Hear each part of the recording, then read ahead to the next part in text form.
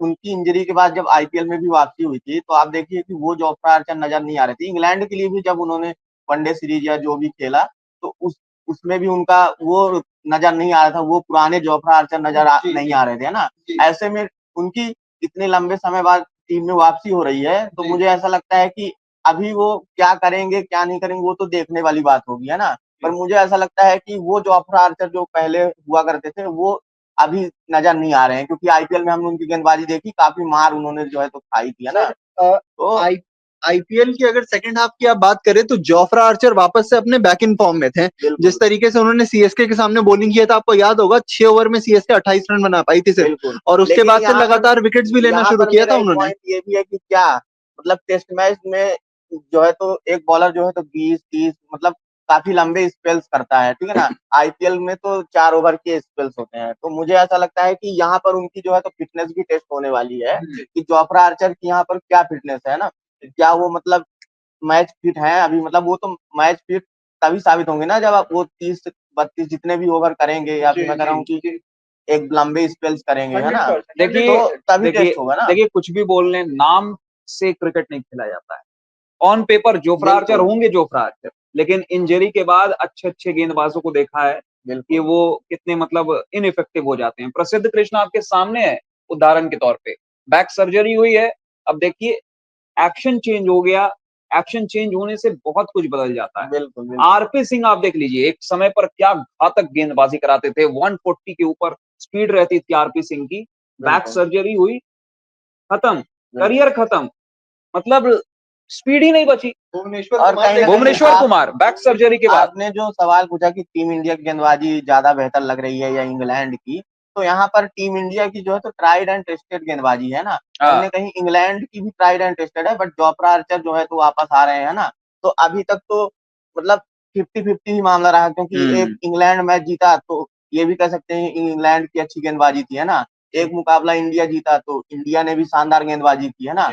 अब इस मुकाबले में इस चीज का जवाब आपको मिल जाएगा कि किस टीम की जो गेंदबाजी है वो बेहतर है। पर मेरे हिसाब से टीम इंडिया की गेंदबाजी अभी थोड़ा एक और पहलू है, एक और पहलू है इसका, जो कि लग रही है। जी, एक्सपीरियंस गेंदबाजी है, नो डाउट 100%। दोनों टीम्स अपने साथ एक्सपीरियंस कैरी कर रही हैं। क्रिस वोक्स की बात कर लें, जोफ्रा आर्चर की बात कर लें, हालांकि बहुत दिन बाद रिटर्न कर रहे हैं, पर जोफ्रा आर्चर अपने दिन पर डेंजरस साबित हो सकते हैं। Jofra Archer versus Shubman Gill एक ऐसा कॉन्टेस्ट रहा है जिसको देख के हमेशा ही ऐसा लगा है कि शुभमन गिल बनी बन के रहे हैं जोफ्रा आर्चर के।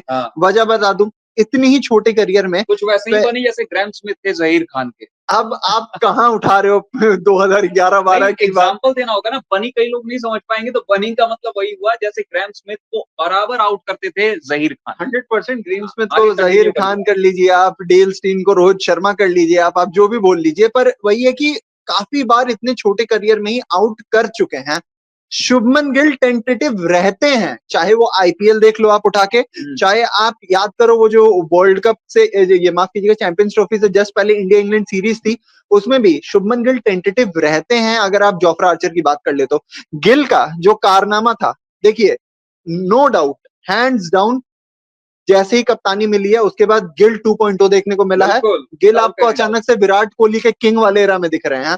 क्या गिल यहाँ से वो जो टेंटेटिव रहते हैं हमेशा जोफ्रा आर्चर के खिलाफ, वैसे दिखने वाले अनुराग और अभिषेक? ऐसा लगता है कि जो यहाँ पर जोफ्रा आर्चर है, उनकी जो बाउंस वाली तेज गति से जो बाउंस आती है, वो गेंदबाज वो जो गेंदें होती है ना, वो काफी खतरनाक होती है ना।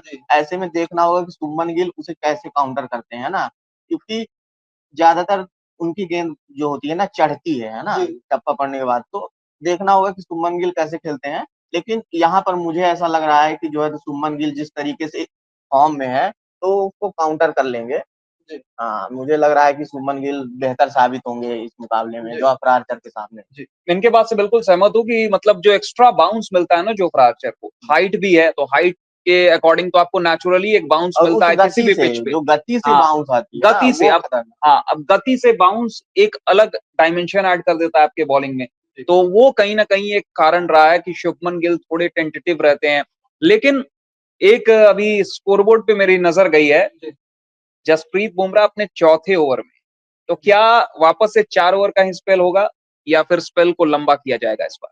क्या जसप्रीत बुमराह 4 ओवर से ज्यादा का स्पेल कराएंगे? तो इसमें इसमें इस चीज को देखा जाएगा कि उनकी इफेक्टिवनेस क्या है ना, उस हिसाब से उनका जो है तो स्पेल आगे पीछे किया जा सकता है। क्योंकि क्या है ना कि जसप्रीत बुमराह बहुत शॉर्ट बर्स्ट में यूज किए जा रहे हैं, बहुत छोटे छोटे स्पेल्स कराए जा रहे हैं, क्योंकि उनके वर्कलोड मैनेजमेंट को ध्यान में रखते हुए मैच में भी वर्कलोड मैनेजमेंट हो रहा है। मुझे तो समझ में नहीं आ रहा है कि मैच में वर्कलोड मैनेजमेंट कैसे हो सकता है, मतलब इसके पीछे क्या कारण? अब वो तो टीम मैनेजमेंट जाने है ना, कोच साहब जानेंगे क्या है इसके पीछे की वजह है ना। हाँ। तो मतलब ऐसा तो हमें नजर आ रहा है ना, अब हो सकता है उनके लिए ये ना हो कि उनका वर्कलोड मैनेजमेंट किया जा रहा है ना, जो भी है, बट जो आपको नजर आ रहा है आपने उसको पेश किया यहाँ पर, जो बिल्कुल भी बिल्कुल। तो यहाँ तो सिर्फ अनुमान लगा सकते हैं ना, ये तो काम कोच टीम मैनेजमेंट का है कि उनका क्या है ना, उनको रेस्ट देना है कि नहीं देना है।